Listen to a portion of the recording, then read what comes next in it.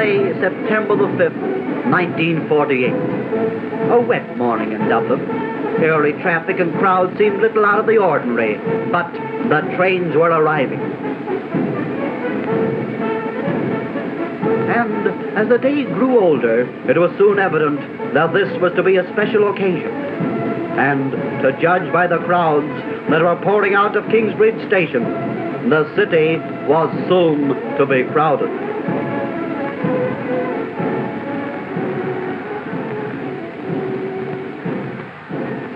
Colour sellers were doing a roaring trade.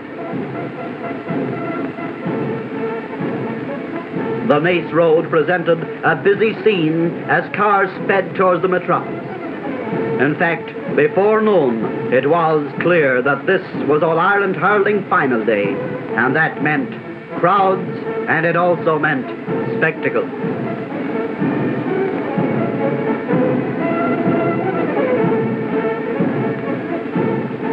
Yes, they came from all over Ireland, but notably from Waterford, for this was their day.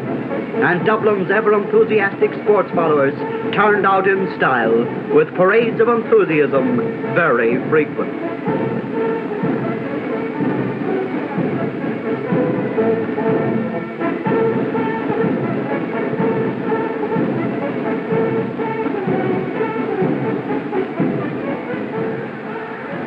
They came even from far-off America to see the title game between Waterford and Dublin. Hanadar na sloide, ni a wine o gagoid an Erin, o go kera ardon down, ma la unto kilta a baisha. A band of enthusiastic Irish Americans marched to the ground and were royally welcomed.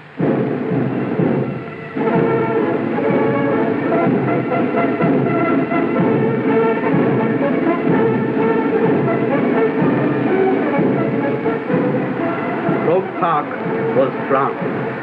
Every possible vantage point was taken up early in the day.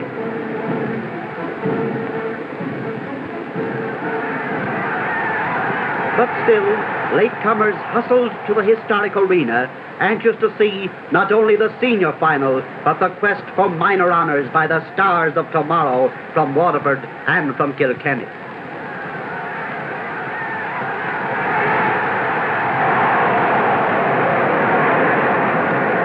Waterford, brilliant team of the Munster Championship, hurled with rare abandon. But Kilkenny, traditional artists of the Common, fought back in thrilling style, and at the final whistle, Waterford had withheld the challenge by 3-8 to 4-2, just 3 points. But they had laid the foundation for their county's great day. And the first burst of Waterford enthusiasm soon followed.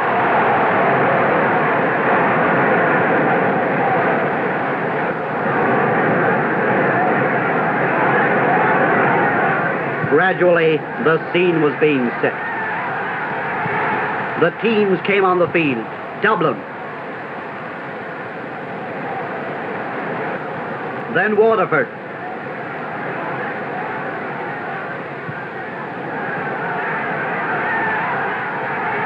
And so began that ever-inspiring march past of the Artane Boys Band and the team. Waterford led by Jim Ware and Dublin by Frankie Collins.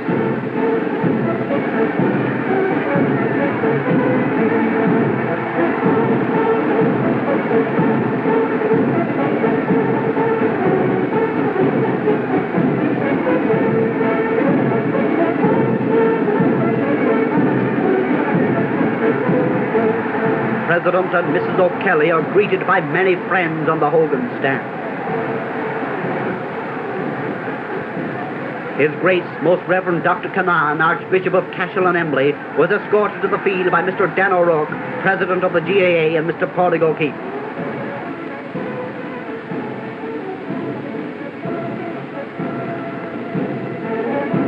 The National Anthem.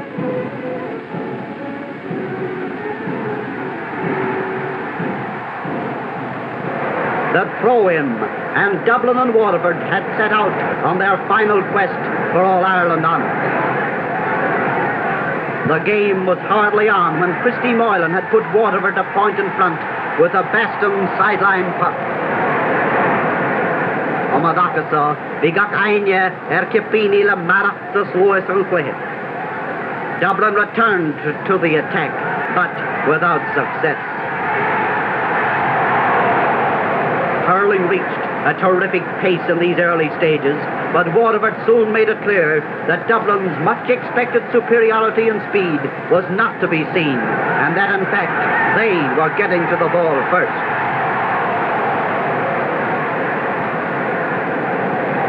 The Dublin defenders were getting things hard, and Matthews, Dunphy and company tried valiantly but vainly to keep John Keane, Ed Carew and Tom Curran at bay.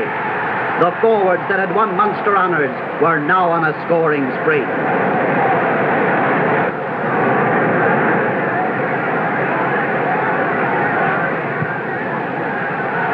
The crowd shouted their enthusiasm, particularly the Waterford crowd. But on the field, just as in the crowd, the big people of the day were definitely Waterford.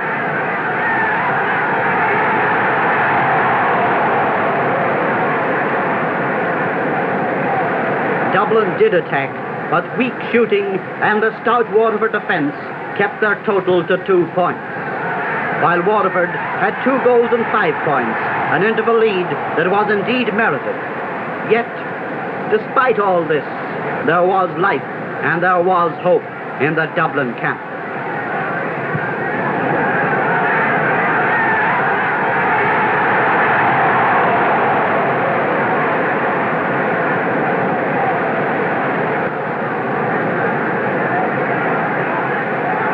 Back they swung again, and a high one went over the bar despite the appeals of goalkeeper Kevin Matthews.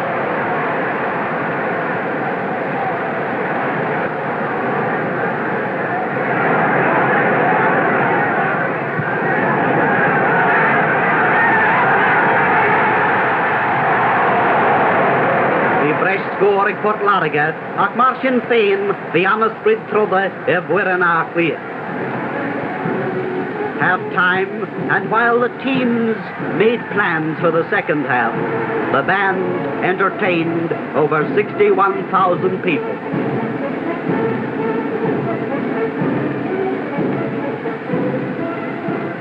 Dublin did show up better in the second half.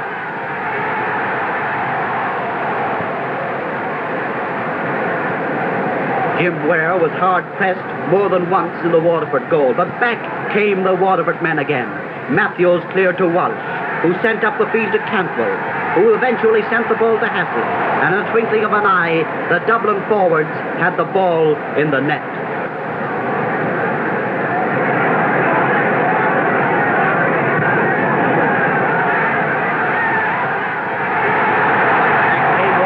And John Keane laid the foundations for another Waterford goal.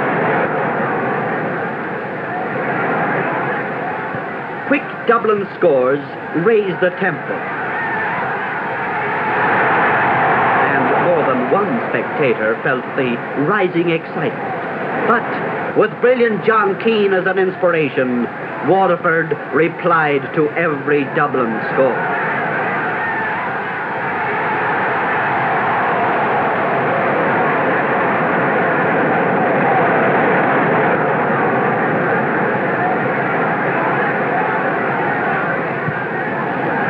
Christy Moylan, Kevin O'Connor, Ned Daly of Waterford and Tony Herbert of Dublin have a close thought of play, but the clearance is returned.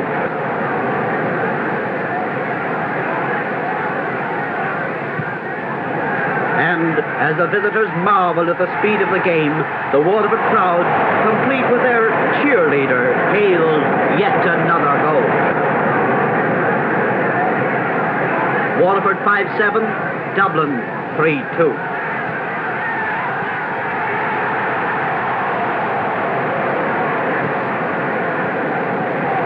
Back they sweep again.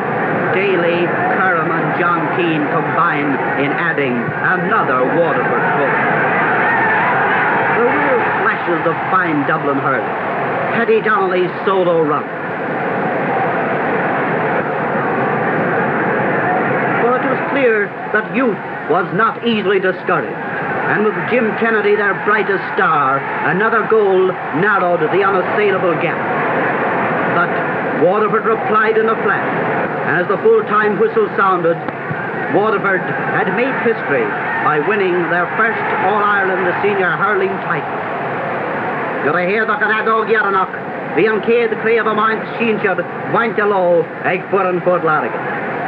The joyous Waterford followers are jubilant, and no wonder. Finn Baston, John Keane, Christy Moylan, Mick Hickey, names to go down in hurling history.